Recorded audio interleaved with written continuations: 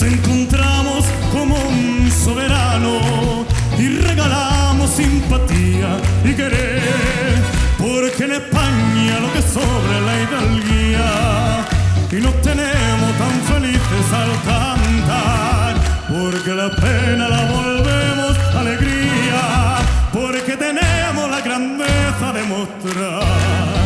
Ahora sí, llegó el momento, cantamos. ¡Viva el vino y las mujeres y las rosas que calientan nuestro sol! ¡Viva el vino y las mujeres, que por algo es el regalo del Señor! ¡Y vivan los 4 puntos cardinales de mi patria! ¡Que vivan los 4 puntos que forman nuestra bandera y el escudo de mi España! ¡Ole! ¡Esas palmas arriba, sí señor! ¡Ay! Cuando se escucha lo cante de España, es imposible sujetar el corazón, porque tenemos la vena y el alma y nos sentimos capitanes del amor.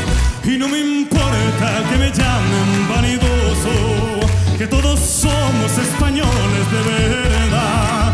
Y a los que vienen extranjeros, a nosotros con un abrazo le entregamos la mitad. Y ahora sí cantamos todos, como dice. ¡Viva el vino